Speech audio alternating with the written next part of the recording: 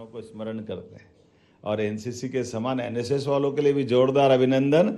हमारे एनएसएस के मित्रों ने भी अपनी जो भूमिका अदा की, मैं आपको भी बधाई देना चाह रहा हूँ। और ये सही कहा अनुपम राजन जी ने, अब हमको टारगेट डबल 1.5 लाख से 3 लाख की तरफ ले जाना है। तो उनने जब बोला तो किसी ने ताली नहीं बजी, मुझे लगता कि पसंद नहीं आया उनका सुझाव। हमारा डबल टारगेट मिल रहा है, ये बात सही है। आज के इस दौर में आपकी भूमिका लोकतंत्र की भावी भूमिका को और मजबूत करेगी। आपके माध्यम से स्कूली जीवन, कॉलेज के जीवन के आधार पर हम अपने इन सारी चीज़ों की परिस्थितियों, जैसे आप महसूस करिएगा, हमारे अपने देश के अंदर आज के समय में अब तो संचार साधन बहुत थोड़े से में सब बता देते हैं, सोशल मीडिया हो, प्रिंट मीडिया हो, इलेक्ट्रॉनिक मीडिया हो, दुनिया बहुत छोटी हो गई।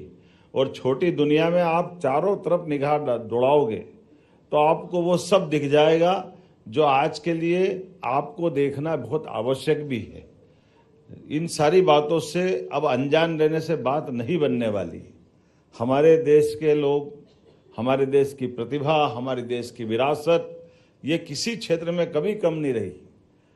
केवल एक बात की कमी रही कि हमारे द्वारा इन खतरों को समय रहते पहचानना और पहचान करके उसका समय रहते इलाज कर देना।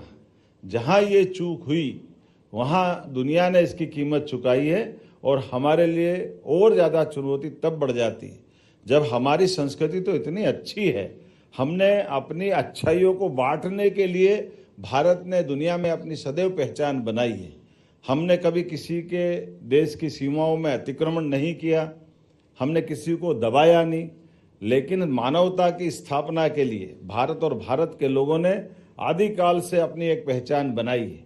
और इसीलिए आपके जैसी शिक्षा अध्ययन करते करते अलग अलग विधाओं से आपको परिचित कराते हुए एनसीसी के माध्यम से, जिनकी गायन की, वादन की, किसी अपनी अच्छे बौद्धिक या भाषण देने की, जिसकी जो प्रतिभा है, हमारे यहाँ तो आदिकाल से 64 कला 14 विद्या, भगवान कृष्ण के काल से, भगवान राम के काल से, हर काल में हम अपनी प्रतिभाओं को आगे बढ़ते देख करके उनके अपने अलग अलग बनाए गए उस समय के बड़े योगदान को स्मरण करते रहते हैं।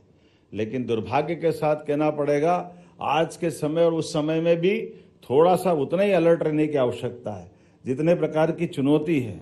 आप बगल के अपने 2 देशों से देख लीजिए, क्रिकेट के मसले पे हमने देखा है प्रतिभाओं की कमी नहीं है दोनों देशों में, लेकिन केवल अपनी उस मुर्गे की 3 टांग समझ में नहीं आता क्या करेंगे।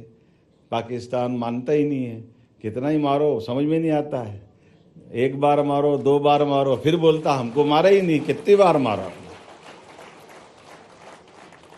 आज के इस दौर में मैं जवानों से तो बात कर ही सकता हूँ ना, इस नाते से आपके साथ में चर्चा करते हुए ये आनंद आता है।